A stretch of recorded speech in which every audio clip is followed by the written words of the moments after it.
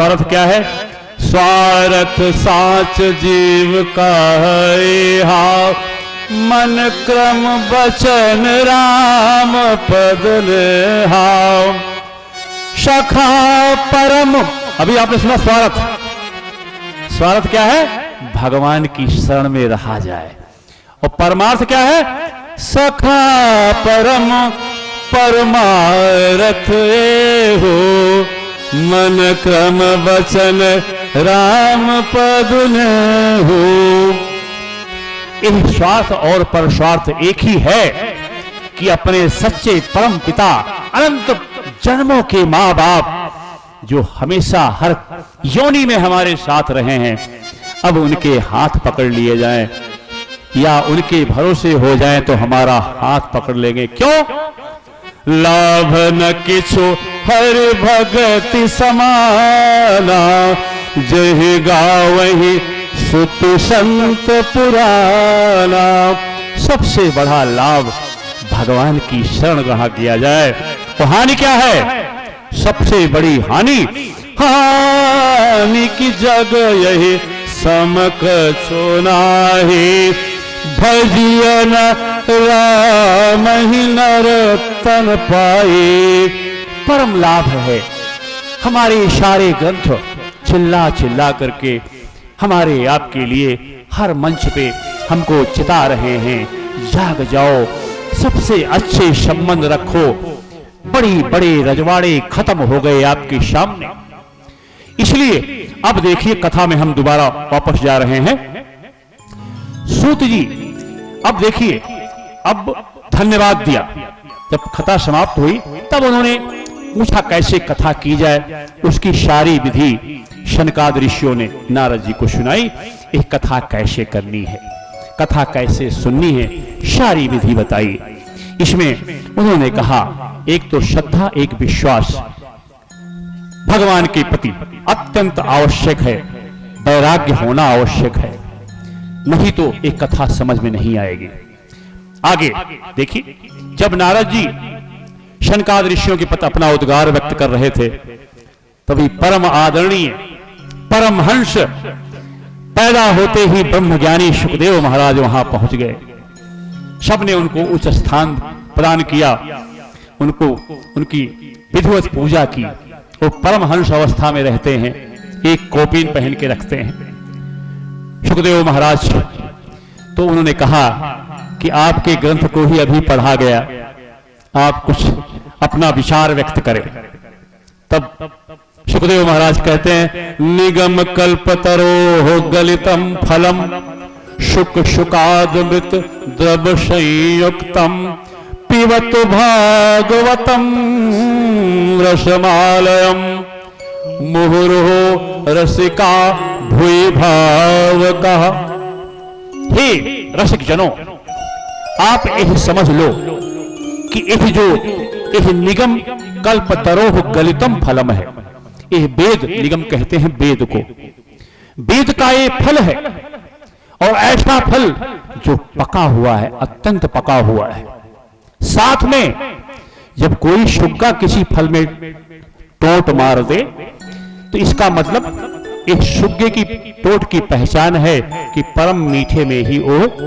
तो यह कह रहे हैं कि शुक्के का जो द्रव्य है, अमृत है, उसके अंदर रहता है, उससे वो भी इसमें मिला हुआ है। ये ऐसा फल है, इसको हमेशा पीते रहना चाहिए, खाने को नहीं बोला।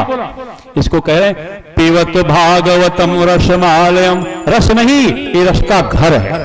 इसलिए भी जागरूक रसिकों, तब प्रश्न किया नारद जी ने कि ये बताइए वेद का फल है और मैंने वेद पढ़ के सुनाया, भक्ति को कोई असर नहीं पड़ा, तो कैसे कह सकते हैं कि ये वेद का फल है।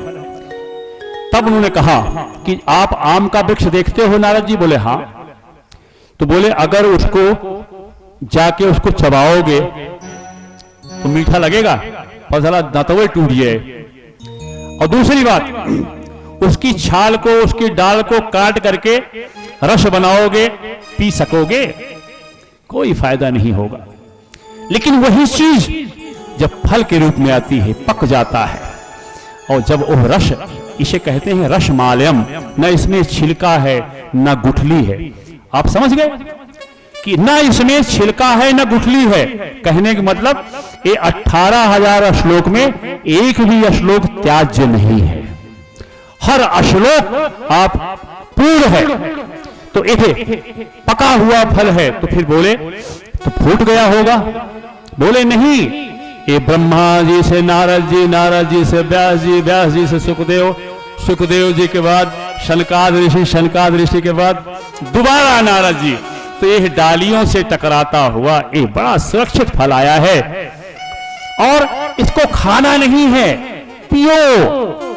जैसे बुढ़े लोग हैं जिनके दांत नहीं है, वो खाने में उनको तकलीफ हो सकती है, इसलिए भगवान ने कहा कि मैं श्रीमद् भागवत ऐसा रस दे रहा हूं, इसको सदा पीते रहो, सदा सेव्या, निरंतर पीते रहो, अपने घर में पढ़ते रहो, अपने घर में पाठ करते रहो, बाल बच्चों को सुनाते रहो, बच्चों से कहो तो आपको सुनाएं, इस प्रकार आनंद में रहो। क्यों? हम किसी को सुधार नहीं सकते, ये हमारी गलतफहमी है। हम अपने मन को सुधार नहीं पाए आज तक, दूसरे की गारंटी कैसे दे सकते हैं? अगर कोई सुधर रहा है तो आपके जरिए नहीं, ये भगवत कृपा है। इसलिए हर श्रेय को भगवान को देने का प्रयास करें, उसमें कंजूसी ना करें।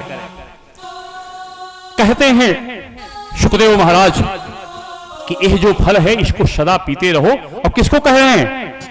सारे परम संत को कह रहे हैं, गृहस्थ को कह रहे हैं, जो कथा सुनने गए हैं वहां, कहां पे? हरिद्वार में। जैसे आप कथा सुन रहे हैं, भगवान बोलने वाले तो वही हैं, सुनने वाले वही हैं। अब कह रहे हैं इसकी विशेषता क्या है, और विशेषता बताइए। स्वर्गे शक्ते च कैलासे वैकुंठे नास्त यम रसः, यह रस न स्वर्ग में है, न ब्रह्मा जी के पास है, न कैलाश में है, न वैकुंठ में है, यहीं पे है और कहीं नहीं है। सुराणपि सुदुर्लभा, इस देवताओं को भी दुर्लभ, कहीं पे पाठ नहीं होता। इसीलिए संतगण जो मोक्ष प्राप्त हुए हैं, शनकादि ऋषि, देव ऋषि, ऐसे कितने ऋषि मुनि हैं, हमको आपको पता नहीं चलता किस रूप में कहां कथा सुन रहे हो, कथा कहां सुन रहे हो, कहां कथा कर रहे हो। कहने का मतलब जो जीवन मुक्त हैं वो कथा सुनते रहते हैं, जिनको परम ज्ञान है। और हम कहते हैं हम तो सुन चुके हैं, एकदा का दोबारा सुने जाई, इसलिए बार बार कहा जा रहा है इसको सदा सेव्या, इसका हमेशा हम, क्योंकि यह इसी मनुष्य योनि में सुलभ है। और हम लोग बड़े भाग्यशाली हैं, सनातन धर्म में हैं, और कोई पंथ और कोई धर्म पूर्णतः असुरक्षा देता है, एक दूसरे का विनाश करना सिखाता है। लेकिन हमारा धर्म कहता है कुत्ते को प्यार करो, मछली को आदर दो, हर जीव को प्यार करो और आनंद में रहो, प्यार बांटते रहो। इस प्रकार सुखदेव जी ऐसा कह ही रहे थे। देखिए इन कथाओं में, श्रीमद् भागवत में भगवान श्री हरि अपने पार्षदों के साथ प्रकट हो गए और प्रकट होकर के अब दिव्य दृश्य देखिए, सभी कीर्तन करने लगे। प्रहलाद जी करताल ले लिए, भगवान के पार्षद हैं सारे पार्षद, जिसमें प्रहलाद जी भी हैं, उद्धव जी आ गए, नारद जी बीड़ा बजाने लग गए, उद्धव जी झांझ बजाने लग गए, इंद्र मृदंग, इस प्रकार जय घोष के साथ। अब सुखदेव जी जैसे कहते हैं, नाटक में देखा होगा एक्टिंग, उसको भंग कहते हैं, क्या उसको क्या कहते हैं, अंग भंग, मतलब इशारा करके, डांस का इशारा करके कर रहे हैं। इस प्रकार भक्ति माता अपने पुत्रों के साथ आकर के वहां पे नृत्य करने लगी।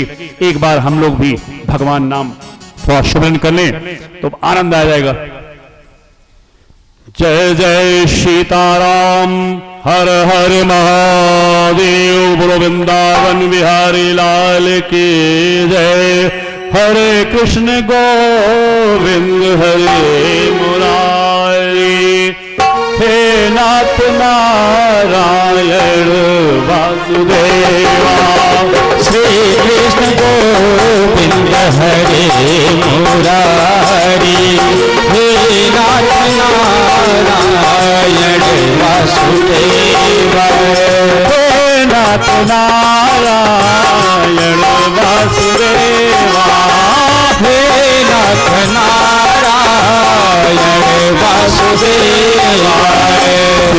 कृष्ण गोविंद हरे मुरारी, श्री कृष्ण गोविंद हरे मुरारी, हे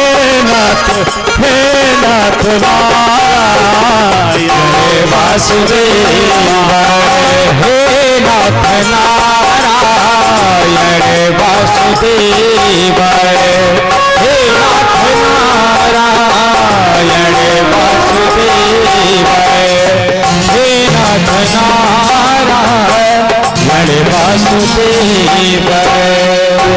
वृंदावन बिहारी लाल के जय। इस प्रकार एक वहां पे कीर्तन, जैसे कहते हैं कि हर प्रसंग के बाद कीर्तन होना आवश्यक है। कीर्तन क्या करता है? हमारे अंदर आनंद की वर्षा कर देता है। जैसे हम लोग भजन गाते हैं या कुछ भी गाते हैं, एक रास्ती दिव्य की बात हो रही है तो दिव्यता आपके अंदर आएगी, आनंद सिंधु की बात हो रही है तो वो हमारे अंदर स्वयं आती है। इसीलिए कीर्तन भजन होते रहना चाहिए। इस प्रकार से भगवान बड़े प्रसन्न हुए, बोले मैं प्रसन्न हूं, आप लोग वर मांग लो। तो नारद जी बोले भगवत यही प्रार्थना है कि भगवान कृष्ण से प्रार्थना किए कि प्रभु जहां भी कथा हो, आप वादा करो कि जहां भी कथा हो वहां आप अपने पार्षदों के साथ अवश्य आएंगे। भगवान ने तथास्तु कहा और वहां से अपने सब लोग वहां से अपने अपने धाम चले गए। और इस प्रकार से फिर नारद जी ने शनकादि ऋषियों को और समस्त ऋषियों को धन्यवाद दिया, आभार व्यक्त किया और सबको विदा किया। फिर भक्ति माता ने नारद जी को का चरण स्पर्श करके उनको विदा किया। अब शौनक जी ने पूछा कि यह बताइए महाराज, सुखदेव महाराज ने परीक्षित को कब कथा सुनाई थी और गोकर्ण ने धुंधकारी को कब कथा सुनाई थी और फिर शनकादि ऋषियों ने नारद जी को कब कथा सुनाई थी? क्योंकि ये कथा कब हो रही है? कलयुग के 300 वर्ष बाद नैमिषारण्य में हो रही है। सूत जी सुना रहे हैं किसको? शौनक आदि में ऋषियों को नैमिषारण्य में। तब सुखदेव महाराज कहते, तब वो सूत जी कहते हैं भगवान के स्वधाम गमन के बाद कलयुग में 30 वर्ष जब बीत गया तब भादौ मास शुक्ल पक्ष नवमी को सुखदेव जी ने परीक्षित जी कथा सुनाई थी।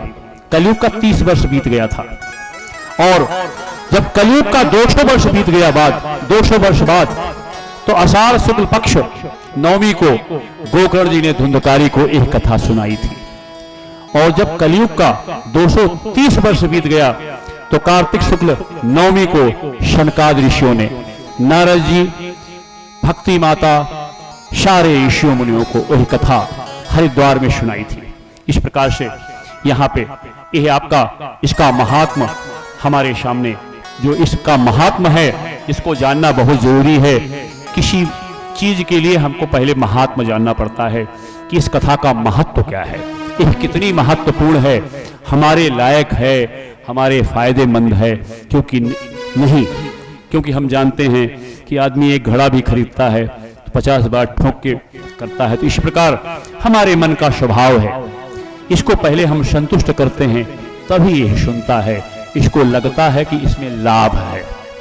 तो हमें सब कुछ मन के लिए करना पड़ता है। यहाँ अब हम व्यास जी मंगलाचरण, अब आप सुने, यहाँ पे व्यास जी मंगलाचरण कर रहे हैं। ये व्यास जी का अपना मंगलाचरण है जो ब्रह्मसूत्र का दूसरा श्लोक है। जन्मादस्य यतोऽन्वयात् इतरतश्च अर्थेषु विज्ञः स्वराट् तेने ब्रह्महृदाय आदिकवये मुह्यन्ति यत् सूरयः तेजो वारिमृदां यथा विनिमयो यत्ततिसर्गो मृखा धामना स्वेन सदा निरस्त कुहकम सत्यम परम धीमहि। व्यास जी उस परमात्मा को प्रणाम कर रहे हैं जिसका नाम नहीं ले रहे हैं, परम शक्ति को प्रणाम कर रहे हैं। आप चाहे उसको राम जी के रूप में प्रणाम करें, शिव जी के रूप में प्रणाम करें या किसी रूप में प्रणाम करें, वह बता रहे हैं कि इस जगत की सृष्टि, वह परमात्मा इस जगत की सृष्टि, पालन करता और प्रलय। स्थिति में क्या है? पालन करना, रक्षा करना दोनों है। तो इस सृष्टि को बनाना, इस सृष्टि को चलाना और फिर इसको लय करना। और यही नहीं, इसके साथ साथ सभी पदार्थों में उपलब्ध है और पृथक भी है। यहां समझने की बात है, उसमें है लेकिन उससे अलग भी है। इसका मतलब क्या हुआ? जैसे आप जमीन देख रहे हैं, मिट्टी है, क्षिति जल पावक गगन शमीरा, आप जानते हैं इसी से हमारा शरीर बना। लेकिन आप देखें कि बाहर से मिट्टी नहीं आई, बाहर से जल नहीं आया, बाहर से अग्नि नहीं आई, स्वयं बिना उसके आए हुए हमारे शरीर का निर्माण हो गया। तो भगवान व्यास जी ये कह रहे हैं, जैसे शरीर का निर्माण इसी जल मिट्टी प्रकृति से हुआ, लेकिन हमको पता नहीं चला। ऐसे मैं हूं भी और पृथक भी हूं, दूसरे रूप में समझे। कैसे उसमें हो पृथक हैं? जैसे भगवान अकेले थे, इस ब्रह्मांड की स्वयं रचना कर दी, स्वयं बन गए, कहीं से कोई पदार्थ नहीं आया, न निमित्त है, न इसको बनाने वाला है, न बनने वाला, सब कुछ स्वयं बन गए। ये ब्रह्मा जी को चतुश्लोकी भागवत में बड़ा स्पष्ट समझाया। तो भगवान खुद कहते हैं कि एक रूप से तो मैं सबके अंदर हूं, लेकिन दूसरे रूप से मैं सबसे अलग भी हूं। कैसे अलग हूं? क्योंकि मैं ही तो मैं हूं हर जगह। तो अंदर बाहर का क्या मतलब? भगवान स्वयं अपनी क्रीड़ा के लिए सब बन गए। ये भगवान की क्रीड़ा स्थल है। हम समस्त जीव प्राणी भगवान स्वयं बन करके एक दूसरे से क्रीड़ा कर रहे हैं। क्यों? जब प्रलय हुआ उसके पहले वो अपने से कई बन गए और फिर सबको अलग अलग बुद्धि दे दिया, अलग अलग ज्ञान दे दिया। बोले भाई देखो, अब हम लोग छुपा छुपी का खेल खेलते हैं, भगवान की क्रीड़ा है और कुछ नहीं है। भगवान स्वयं आपस में, जैसे एक बच्चा शीशे के घर में नाचे तो आपको लगेगा कि कई बच्चे हैं, लेकिन वो स्वयं अकेले होते हैं। भगवान अकेले हैं और ये सब बन गए हैं, पेड़ भी बन गए, पौधे बन गए, पहाड़, क्योंकि उनके अलावा कुछ था ही नहीं। पूरा ब्रह्मांड, अनंत ब्रह्मांड स्वयं बन गए। यह उनकी क्षमता है। इस प्रकार से कह रहे हैं व्यास जी कि संकल्प मात्र से उन्होंने ब्रह्मा जी को सुनाया नहीं, ब्रह्मा जी को समस्त वेद का ज्ञान अपने संकल्प से, जैसे संकल्प से पूरी सृष्टि बना दिया, ऐसे अपने संकल्प से प्रश्न किया कि भाई कब सुनाया ब्रह्मा जी को? तो बोले संकल्प से। भगवान को कार्य करने की जरूरत नहीं है, संकल्प से सब हो जाता है। संकल्प से।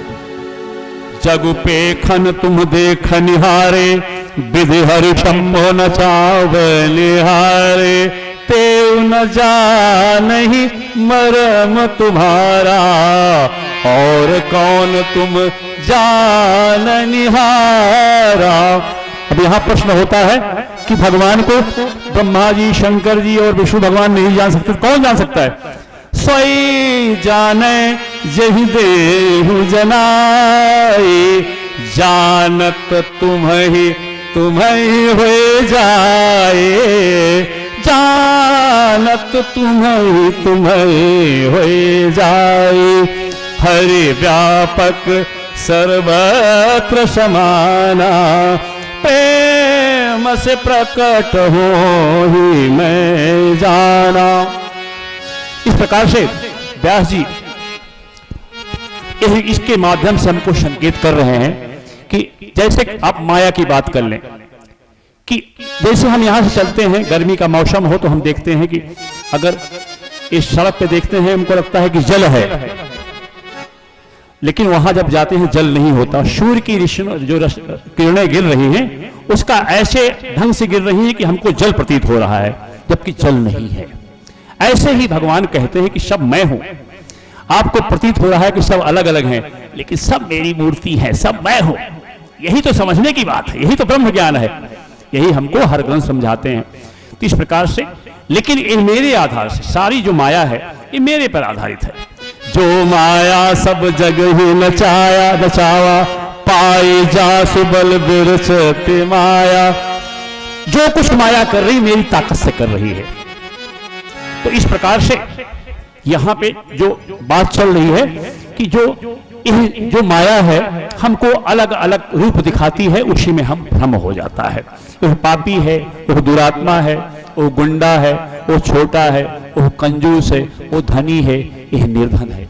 लेकिन जब ब्रह्म ज्ञान हो जाता है, भगवत कृपा हो जाती है, तो उसके लिए न कोई प्रशंसा और गारी बराबर होती है। अब आप कहेंगे कि ऐसा संभव कैसे होगा? तो भगवान कृष्ण कहते हैं अभ्यासेन च कौन्तेय, अभ्यास करते रहो। एक बार अभ्यास शुरू कर दिया तो मेरी कृपा तो इंतजार कर रही है आपको सब कुछ देने के लिए। इस प्रकार अब सूत जी कह रहे हैं कि इसकी विशेषता है कि इस ग्रंथ की विशेषता क्या है? धर्म प्रोजित कैतोत्र परमो निर्मत्सराम शताम वेदम वास्तवम मत्र वस्तु शिवदम तापत्र उन्मूलनम।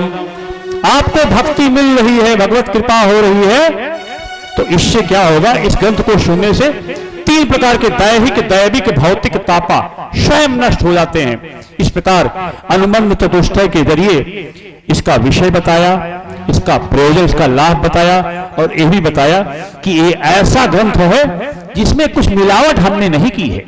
ये भगवान कृष्ण ने जो कहा है वही मैंने लिख दिया है, इसमें मेरा कोई स्वार्थ नहीं है, ना मुझे कोई प्रसिद्धि चाहिए।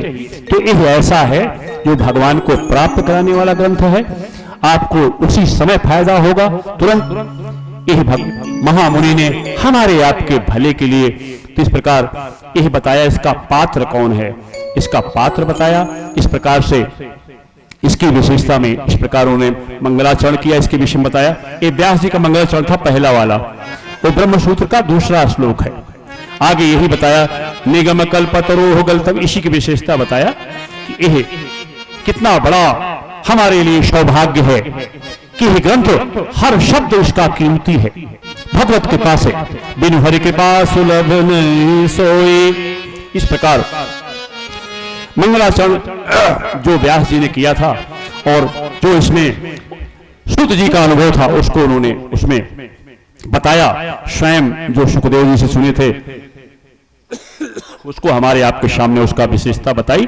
स्कंद 1 का एक भाग है। और फिर सौनक जी ने प्रश्न किया कि हे महाराज, सूत जी महाराज, हमको ये बताइए कि इस कथा, ये जो कथा है इसका लाभ क्या है? किम श्रेयः, इस कथा को सुनने से क्या लाभ है? तो इस कल्याण का कौन सा साधन है? इस ब्रह्मांड में, इस विश्व में, इस जगत में बहुत सारे कल्याण के बने हुए हैं। हजारों जगत गुरु, हजारों महामंडलेश्वर, हजारों धर्म, हजारों पुस्तकें। मैं भ्रमित हो गया हूं। तो मुझे ये बताइए इन सारे मार्गों में कौन सा श्रेय मार्ग है? किम श्रेयः, मतलब जो हमारे अंदर भ्रम है, वो ग्रंथ पढ़ा, वो ग्रंथ पढ़ा, वो पढ़ा, कहते हैं इससे नहीं। तो आप बताइए, आप परमहंस हैं, परम संत हैं, परम व्यक्त हैं, आप बताइए किम श्रेयः। उसके बाद दूसरा प्रश्न, 6 प्रश्न किया है शौनकादि ऋषियों ने, 6 प्रश्न किया है। इसी का जवाब सुखदेव महाराज ने इस पूरे ग्रंथ में दिया है। किम श्रेयः, कौन सा कल्याण का साधन अच्छा है जिससे भगवत प्राप्ति हो सके? शास्त्र सार कहा, समस्त सारों का सार क्या है? समस्त शास्त्रों का क्या सार है? क्योंकि अभी इतना समय नहीं है हमारे पास, हमको जल्दी जल्दी जानना है कि समस्त शास्त्रों का सार क्या है। और जब भगवान अवतार लेते हैं तो उसका प्रयोजन क्या होता? स्व अवतार प्रयोजना, भगवान तो अवतार लेते हैं, इसका प्रयोजन क्या होता है? क्यों लेते हैं अवतार? वो तो सर्वशक्तिमान है, सर्वसंकल्प है, क्यों लेते हैं अवतार? इसका भी कारण बताइए। किम कर्म, अवतार लेके कौन से कर्म करते हैं ये भी हमको बताइए। कि अवतारस्य, कितने अवतार हुए भगवान ने, और अवतार लेके कौन कौन सी लीलाएं की। धर्म कम शरणम गतः, और जब भगवान श्री कृष्ण ने इस धरा को छोड़ दिया तब वो धर्म किसकी शरण में गया? मतलब जो परम ज्ञान, जो भागवत धर्म का उपदेश भगवान श्री कृष्ण ने हर जगह दिया था, वो किसकी शरण में गया? अच्छा प्रश्न सूत जी से प्रश्न किया और शौनक ऋषि ने प्रश्न किया। अब सूत जी इसका जवाब देंगे। सूत जी परम आसान शब्दों में कहते हैं, परम आसान, क्योंकि जो परम ज्ञान होने वाला होता है उसके लिए बहुत सरल फार्मूला बता देगा, एक फार्मूले में आपका काम हो जाएगा। तो सूत जी सुखदेव परमहंस के शिष्य हैं और स्वयं परमहंस अवस्था में हैं, ब्रह्म ज्ञानी हैं, ब्रह्म ऋषि हैं। और तो वो कहते हैं, सवै पुंसाम परो धर्मो यतो भक्ति थो जजे धो छजे अहैतुकी अप्रतिहता ययात्माशु प्रसीदते। हे शौनक जी, मनुष्य का परम धर्म वही है जिससे भगवान प्रसन्न हो, भगवान खुश हो और भगवान की प्राप्ति हो जाए। अब आप समझ गए परम धर्म क्या है? परम धर्म क्या है? जिससे भगवान की प्राप्ति हो जाए, भगवान की समझ में आ जाए, हमें बोध हो जाए कि हमारा परम पिता अनंत जन्मों से बिछड़ा हुआ था, अब मिल गया। क्या उद्देश्य है? परम धर्म क्या है? हजार प्रकार के धर्म है, लाखों प्रकार के धर्म है, विभिन्न विभिन्न नाम है, लेकिन उसका उद्देश्य क्या है? भगवान की भक्ति प्राप्त हो। और वह भक्ति ऐसी नहीं, किसी कामना से नहीं, वह निष्काम हो। ऐसी भक्ति से हृदय भगवत स्वरूप परमात्मा की उपलब्धि करके वह भक्ति कृत्य हो जाता है। निष्काम, निष्काम माने अपना जब मान लिया पिता माता को कि मेरे सब कुछ यही है, तो वो तो सब कुछ सर्वशक्तिमान है, सर्व संकल्प है, सब कुछ जानते हैं, उनके शरण में जाने के बाद सब मिल जाएगा। लेकिन हर आदमी कामना के साथ जाता है। जैसे धन का परम लाभ है कि आप किसी के अच्छे कार्य के लिए यूज करें, किसी की सहायता करें, धन का उपयोग यही है। आपकी बुद्धि का उपयोग है किसी को अच्छी सलाह दें। इस प्रकार आपकी संपत्ति का उपयोग, आपके ज्ञान का उपयोग, आपके धन का उपयोग, ये सब तभी है जब किसी न किसी रूप से भगवान से जुड़ा हो। भगवान को तभी, क्योंकि आप धन तो जाना ही जाना है, या वकील के पास जाएगा, थाने में जाएगा, कोर्ट में जाएगा, या चोर लुटेरे जाएंगे, ईडी, आजकल ईडी आईटी वाले बहुत रेड कर रहे हैं, या तो अच्छे कार्य में, अच्छे कार्य करते हैं तो परम लाभ, और सबको लूट के ले जाएंगे तो परम नरक। इसलिए ये बार बार हर ग्रंथ कहते हैं, इसका मतलब नहीं इनको धन चाहिए आपसे, वो कहते हैं कि अपने धन का सदुपयोग करो, किसी के लिए काम आओ, तब उसका सदुपयोग है।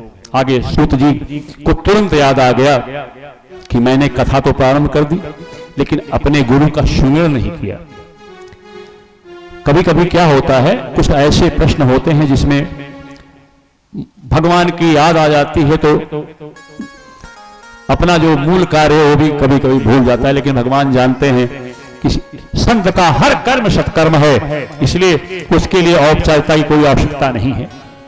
उन्होंने अपने सदगुरु सुखदेव जी का ध्यान करते हुए कहा, यम प्रवजंत अनुपेतम अपेत कृत्यम द्वैपायनो विरह कातर आजुहाओ पुत्रेति तन्मयता तरौ भिनेदु तम सर्वभूत हृदयम मुनिमानतोष्मि। कहते हैं हमारे गुरुदेव पैदा होते ही मां के गर्भ से तुरंत तत्काल न उनका जनेऊ संस्कार हुआ, न कोई सजात कर्म संस्कार हुआ, वो तुरंत वन की ओर चल पड़े, क्योंकि पैदाइशी ब्रह्म ज्ञानी थे, भगवान के परम भक्त थे, परम आत्मा थे। और उनके पिताजी बोले कि बेटा कहां जा रहे हो, कहां जा रहे हो, रुको रुको। वो नहीं रुके। क्यों? उनको हर जगह ब्रह्म दिखाई पड़ रहा है, कोई संबंध नहीं दिखाई पड़ रहा है। तो वहां से बड़ा जंगल था, तो उनकी पशुधन आई। इसे कहते हैं पेड़ों ने जवाब दिया कि आप क्यों परेशान हो, ये भगवान की शरण में जा रहा है, आप चिंता मत करो, आप रो मत, आप वापस जाओ। ऐसे महामुनि जो पैदाइशी ब्रह्मज्ञानी थे, ब्रह्मबोध थे, उनके चरणों में बार बार नमस्कार करता हूं। इस प्रकार उन्होंने बहुत सारे श्लोकों में वंदना की, उनका स्मरण किया। इस प्रकार इसके विषय में बताया कि श्रीमद् भागवत अत्यंत गोपनीय और रहस्यात्मक पुराण है, यह भगवान का स्वरूप है। इस प्रकार से यहां पे इसके बाद कथा में प्रवेश करें कि भाई अब एक प्रश्न आया कि आप यह बताइए कि यह जो कथा है इसके कितने अवतार हुए। आपको था कि इसका फायदा क्या है, कौन सा धर्म, तो बता दिया कि भाई श्रीमद् भागवत जो व्यास जी ने लिखा है और सुखदेव जी ने सुनाया है, यही एक ग्रंथ है जिसको सबको सुनना चाहिए। अब अवतार तो यही है कि हरि अनंत, हरि कथा अनंत। बोले भाई ऐसा है, भगवान तो विभिन्न रूपों में अवतार लेते हैं, लेकिन चलो सूत जी कह रहे हैं कि हमारे बाबा ने जो लिख दिया है, जो व्यास जी ने लिख दिया है 24 अवतार, उसको मैं कहता हूं कैसे हुआ।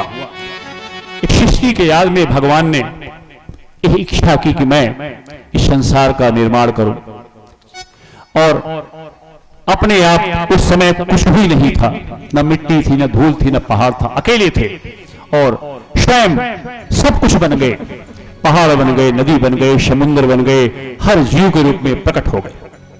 और फिर स्वयं उनके आया कि हम, फिर उन्होंने संकल्प किया तो विराट स्वरूप में, विराट भगवान के रूप में प्रकट हुए, और अपने शरीर के जल में ही उन्होंने अपने उसमें 1000 वर्ष तक उसी जल में रहे, स्वयं के जल में, स्वयं के जल में स्वयं रहे। इसलिए उनको नारायण कहा जाता है। नर पानी नर आयण, भगवान का वो घर है, इसलिए उनको नारायण कहा जाता है। यह भगवान का प्रथम अवतार है। उनकी नाभि से, नाभि कमल से ब्रह्मा जी उत्पन्न हुए। ब्रह्मा जी के इस प्रकार ब्रह्मा जी उत्पन्न हुए। उसके बाद ये सारी सब लोग जितने देव हैं सबकी उत्पत्ति हुई। ब्रह्मा जी ने फिर अपनी रचना प्रारंभ की। अब ये आया कि आप अवतार बताइए, 24 अवतारों का वर्णन करिए। तब बताया कि भगवान के हर कल्प में अलग अलग अवतार होते हैं। तब उन्होंने कहा कि पहला शनक, सनंदन, सनातन और सनत कुमार के रूप में ये भगवान के अवतार माने जाते हैं, ये भगवान के स्वरूप हैं। दूसरा 12 अवतार, वो अवतार लेकर के हिरण्याक्ष को का वध किए थे। 12 अवतार मतलब सूर रूप में आए थे, और उसके बाद उसका वध किया था। फिर देवर्षि नारद के रूप में उनका अवतार हुआ। नारद जी भी भगवत स्वरूप हैं। नर नारायण का जो बद्रिकाश्रम बद्रिका वन में रहते हैं, वो भी भगवान नर नारायण हैं। 5वां है कपिल भगवान, जो अपनी माता देवहूति को ब्रह्म ज्ञान का उपदेश देकर के उनको मुक्त किया। और आज हम सब जानते हैं कि सब अष्टांग योग, जितने प्रकार के योग हैं, उनकी देन है।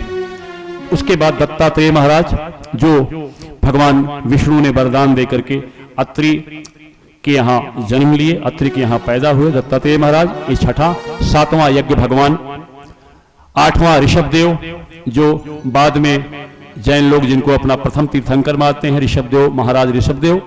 फिर महाराज पृथु के रूप में, फिर मछली के रूप में उनका मत्स्य अवतार हुआ, जो प्रलय के पहले मत्स्य अवतार लेकर के वो सारी चीजें, वही उनका अवतार हुआ। उसके बाद प्रलय हो गया, उससे मत्स्य अवतार लेकर के पूरे ब्रह्मांड की समस्त चीजों को धारण करते हुए उस समय संदेश जो साध मनु बने उनको सुनाते रहे। इस प्रकार से वो मत्स्य अवतार हुआ।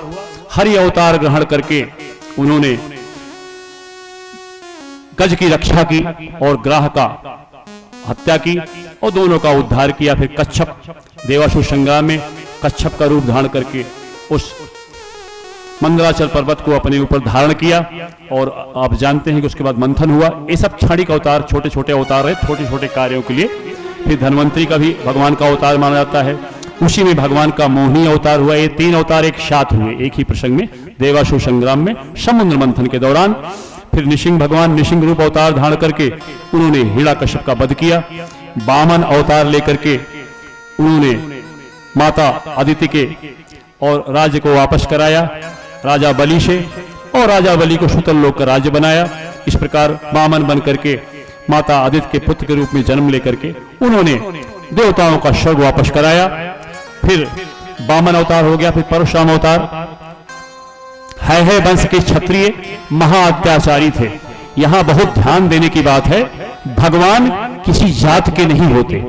अगर हम मानते हैं कि भगवान किसी की जात के होते हैं तो ये महापाप है। वो कुछ राक्षसों को, अब राम जी आए, रावण ब्राह्मण था तो ब्राह्मण की हत्या, ये सब गलत है, ये गलत है। किसी जात में बांटना भगवान को, क्योंकि वो सबके पिता हैं। वो है वंश के क्षत्रिय जो बड़े बड़े राजाओं को भी परेशान करते थे, शोषण करते थे, संतों महात्माओं को शोषण करते, तो है वंश का नाश किया था और किसी का नाश नहीं किया। ये हमारे जो गलतफहमियां हैं कृपया दूर करें, नहीं तो बिना किसी कारण के उनको जात में बांट करके हम महापाप करते हैं। भगवान को जात में ना बांटे, हम लोगों की आदत है ना, हम गेहुआ खाई तो वह भी जात में बांट दी थे, चौरा खाई तो वह भी जात में बांट दी थे। ये टोटली गलत है, ऐसे कार्य से हमको बचना चाहिए। फिर भगवान श्री राम के रूप में अयोध्या में अवतार हुआ, रावण वध किया भगवान ने। व्यास देव जो आए, व्यास जी के रूप में अवतार हुआ, उन्होंने एक वेद जो था, ऋग वेद था, उसको 4 भागों में लिपिबद्ध किया। जो श्रुति था, खाली सुना जाता था वेद, उसको लिखा उन्होंने और 4 भागों में हमारे आपके लिए लाभ के लिए उन्होंने लिखा और सारे पुराणों की रचना की और श्रीमद् भागवत की रचना की। इसके लिए उनका भगवान का रूप में जन्म था। बलराम जी भी भगवान के अवतार हैं।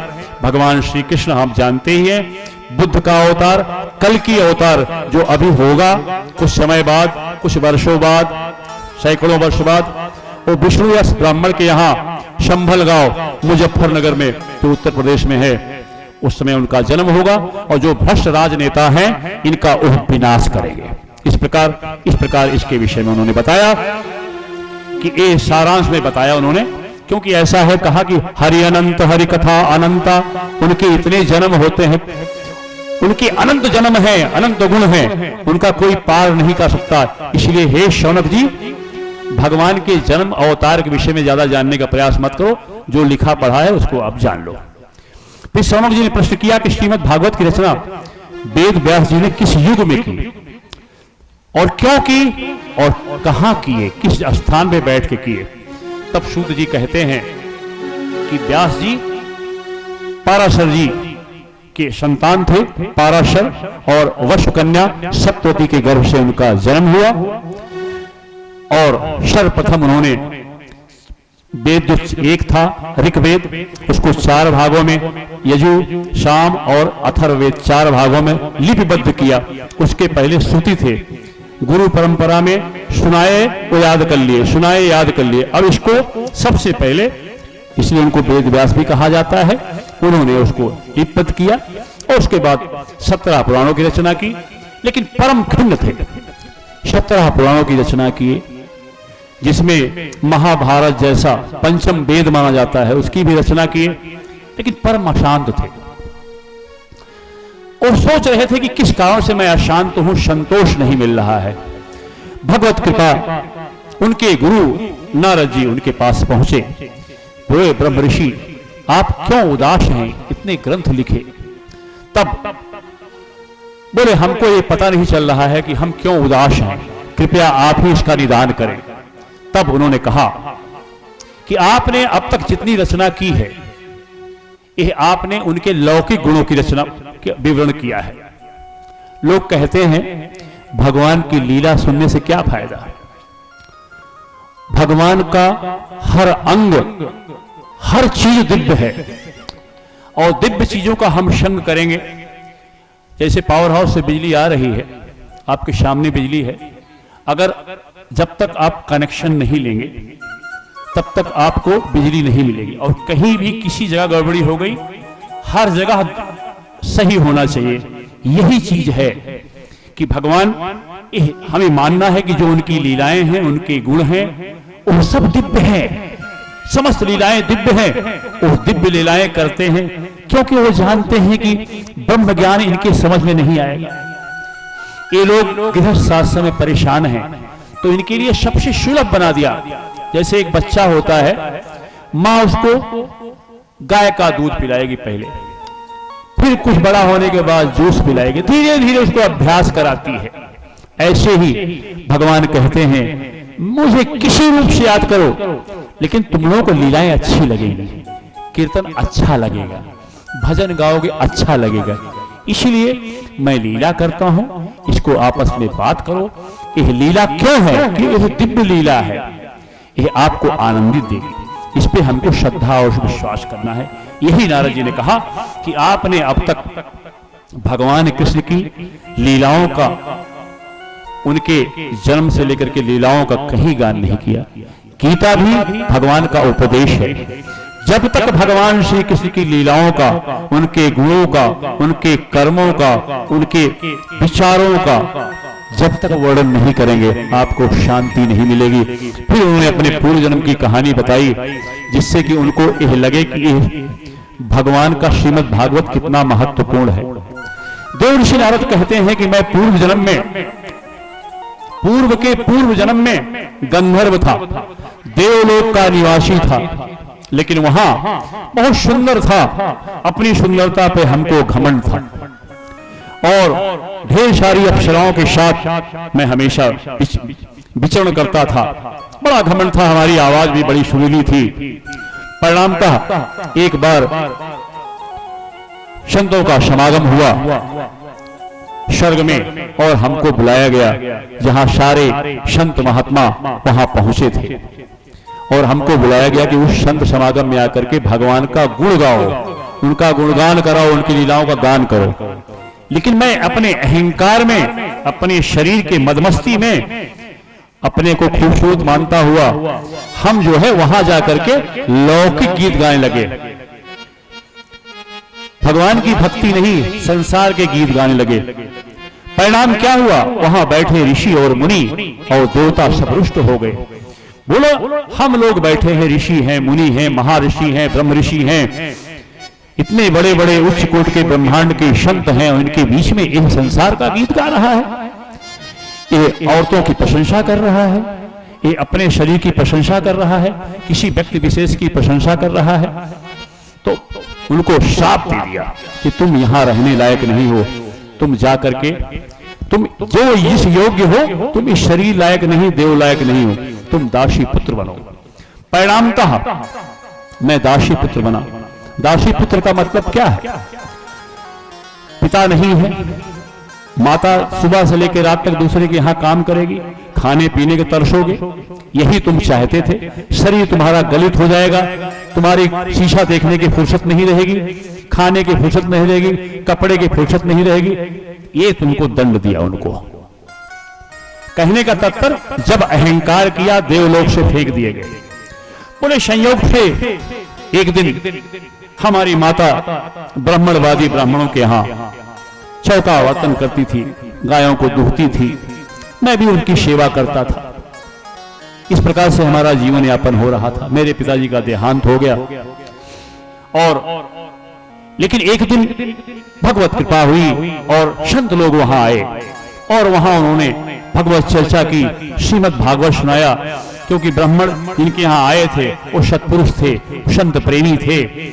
संत प्रेमी होने से फायदा यही होता है कि बिना किसी प्रयास के भगवत सत्संग सुनने को मिलता है, भगवान का कथा सुनने को मिलती है, उससे हमको परम लाभ होता है। परिणाम क्या हुआ? वो भागवत सुना, संतों का जूठन खाया, उनकी सेवा किया। सबसे बड़ा लाभ होता है संतों की सेवा, उनकी चरण धूलि। जब तक चरण धूलि से नहीं लहाएंगे, जब तक चरण धूलि मत्थे पे नहीं लगेगी, अहंकार दूर नहीं होगा। आगे हम संतों के गुण बताएंगे।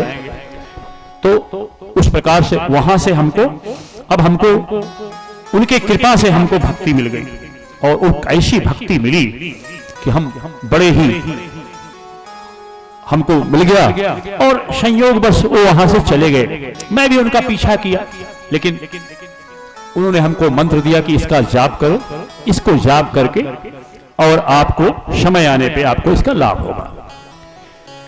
एक दिन मेरी माता दूध दूहने जा रही थी, अंधेरा था, सर्प ने काट लिया, मेरी माता एक्सपायर कर गई। अब देखिए, उसका सारी बताए। अब देखिए कि वो मैं दासी पुत्र, श्रीमद् भागवत कथा सुनने का परिणाम ये हुआ, संतों की शरण धूले का परिणाम ये हुआ कि मैं देव ऋषि हूं। यह है कथा का लाभ, इतना बड़ा लाभ। मेरी शरीर छूटा और मैं उस समय कल्पांत था और कल्प के बाद मैं ब्रह्मा जी के साथ भगवान के उदर में प्रवेश कर गया। और जब नया कल्प आया, प्रलय खत्म हुआ, नया कल्प आया, तो मैं देवर्षि ब्रह्मा जी की संतान के रूप में, मैं उनके मानस पुत्र के रूप में मुझे जन्म पात्र किया। और भगवान ने हमको अपनी पीड़ा दे दी, भगवान हरि ने, और मैं भजन गाता फिरता हूं। ये है लाभ। ये सोचें आप कि एक दासी पुत्र और कितना परम लाभ, क्षण भर के सत्संग से क्या लाभ हो जाए भगवान को मालूम है। इसलिए बड़ा संयोग बनता है। तब अब ये देखिए, अब ये हो गया, अब ये सुझाया, तो अब उनको ये हो गया। फिर उनको चतुर्श्लोकी भागवत सुनाया कि इसका आप जा करके इसका स्मरण करिएगा और स्वयं भगवान कृष्ण कृपा करके आपकी अपनी सारा वृत्तांत आपको बता देंगे। वो गए सरस्वती नदी के तट पर, और बद्रिका वन के पास ही आप जानते हैं व्यास की गुफा है, वहां उनको विशेष भगवान की पूजन किया, स्तुति की, ध्यान किया, और फिर बहुत समय के बाद स्वयं उनके अंदर प्रकट हो गया। अब प्रकट तो हो गया, लेकिन अब किसको सुनाएं? अब ये जो है कि भाई अब तो इसको सुनाने के लिए कोई होना चाहिए जो परमहंस हो। इसको समझना तो आसान है नहीं, तो कोई ऐसा व्यक्ति हो जो हमारे जो कठोर शब्द हैं जिनको मैं परिभाषित नहीं कर पाया हूं ढंग से, मेरा पुत्र कोई ऐसा हो जो इसको पढ़ के सुना दे। अब देखिए, अब उनके दिमाग में है कि एक पैदाइशी ब्रह्म ऋषि कौन है? उनके पुत्र। अब उनके पुत्र हैं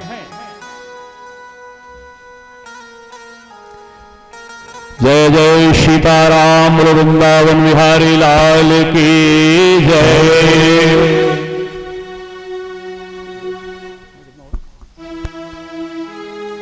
चलो हम खत्म इसको विराम के तौर पर। इस प्रकार इसके बाद की कथा हम भगवान कृपा हुई तो कल इसको हम सुनेंगे और आनंद लेंगे।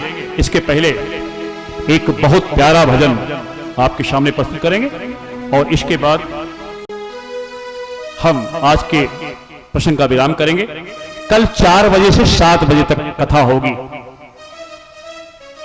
कल आज का जो समय है ये सलाह दी गई थी कि कथा कल हो, तो एक हमारे तो कल 4 से 7 कथा होगी। आप लोग समय पे आ जाएंगे तो भगवान की कृपा है और कल आगे का प्रश्न प्रारंभ किया जाएगा। और एक अभी हम भजन सुनते हैं, बहुत प्यारा भजन है। हाँ, बनाए दे नर कारीगर ने कैसे सुंदर बखरी, बनाए दे मेरे कारीगर ने कैसे सुंदर बखरी, बनाए दे मेरे कारीगर ने कैसे सुंदर बखरी। कैसे सुंदर बखरी, कैसे सुंदर बखरी, बनाए दे मेरे कारीगर ने कैसे सुंदर बखरी, बनाए दे मेरी कारीगर ने कैसे सुंदर बखरी। बनाए दे मेरे कारीगर ने कैसे सुंदर बखरी, बनाए दे मेरे कारीगर ने कैसे सुंदर बखरी।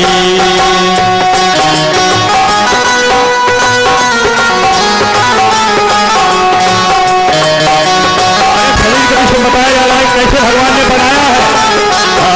बनाए दे मेरे कारीगर ने कैसे सुंदर बखरी, बनाए दे मेरी कारीगर ने कैसे सुंदर बखरी। बखरी ऐसी अजब बनी जने लगी ना लकड़ी, बखरी ऐसे अजब बनी जमे लगे ना लकड़ी। बखरी ऐसे अजब बनी जमे लगी ना लकड़ी। बनाए दे मेरी कारीगर ने कैसे सुंदर बखरी, बनाए दे मेरे कारीगर ने कैसे सुंदर बखरी। बखरी ऐसे ढंग से बनी है, बखरी ऐसे ढंग से बनी है, ना चौड़ी ना सकरी।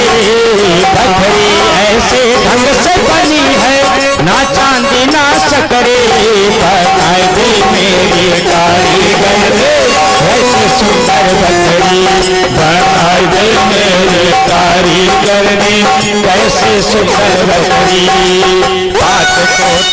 10 दरवाजे, 5 कोठरिया 10 दरवाजे, गुणन से जगरी, अन्न को चार में को आनंद में को ज्ञान में को मनो में को गुणन से जगरी, बनाई मेरी कारीगर ने कैसे सुंदर बकरी, मेरी कारीगर ने 5 कोठरिया 10 दरवाजे, 5 कोठरिया 10 दरवाजे, 3 गुणन से जगरी, 3 गुणन से जगरी, बनाई मेरे कारीगर ने कैसे सुंदर बकरी, बनाई दे मेरी कारीगर ने कैसे सुंदर बकरी।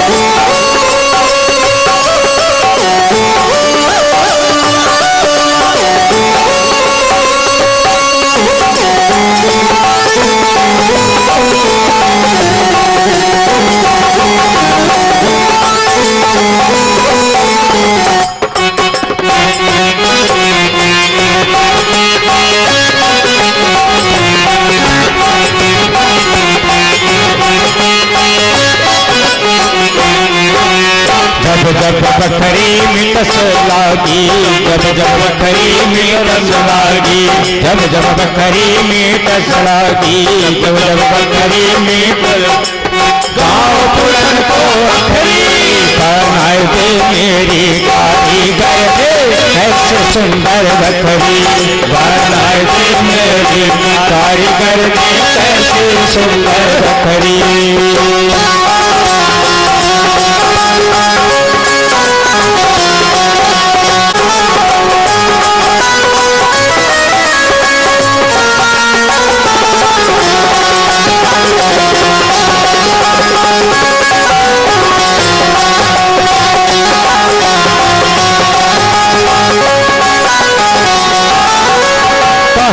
कबीर सुनो भाई साधो, कहत कबीर सुनो भाई साधो, कहत कबीर सुनो भाई साधो, कहत कबीर सुनो भाई साधो, कहत कबीर सुनो भाई साधो, छोड़ो माया मकरे, छोड़ो माया चकरे, बनाई दे मेरी कारीगर ने कैसे सुंदर बकरी, बनाई दे मेरी कारीगर ने कैसे सुंदर बकरी, बनाई दे मेरी कारीगर ने कैसे सुंदर बकरी।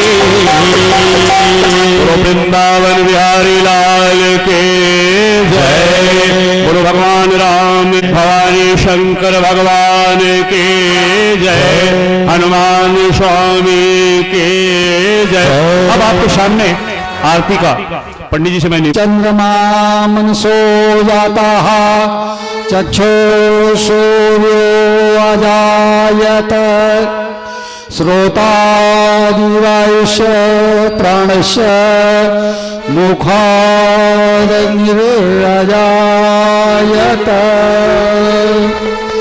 ॐ यं ब्रह्म वेदा तर्गो वदन्ति परमं प्रधानं पुरुषं तथान्ये ईशोऽगत कारणमीश्वरं तस्मै नमो विनाशनाय यं ब्रह्मा वरुणेन्द्र रुद्रमरुता अस्तवन्त वेदैस्तवै वेदैः साङ्ग पदकृणोपनिषदै गायन्ति यं सामगाः ध्यानावस्थितद्गतेन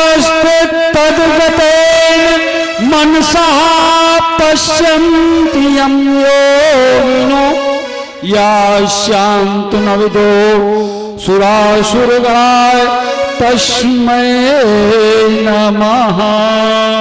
श्री भागवत भगवान की है आरती, पापियों को पाप से है तारते। श्री भागवत भगवान की है आरती, पापियों को पाप से है तारते। श्री भागवत भगवान की है आरती, पापियों को पाप से है तारते। श्री भागवत भगवान की है आरती, पापियों को पाप से है तारते।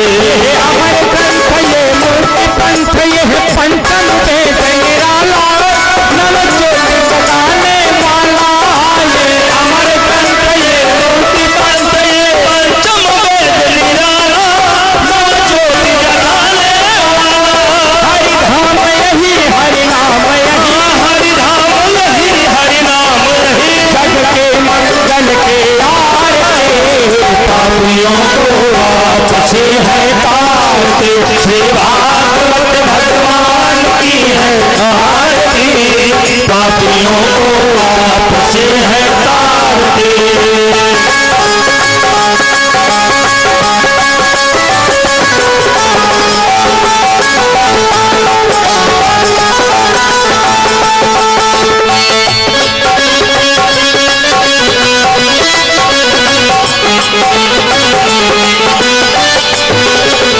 शांति गीत पावन पुनीत पापों को मिटाने वाला, हरि तरस कराने वाला। ये शांति गीत पावन पुनीत पापों को मिटाने वाला, हरि तरस कराने वाला। यह सुख करनी ये दुख हरनी, ये सुख करनी ये दुख हरनी, मधुसूदन की आरती। पापियों को पाप से है तारते। श्री भागवत भगवान की है आरती, पापियों को पाप से है तारते।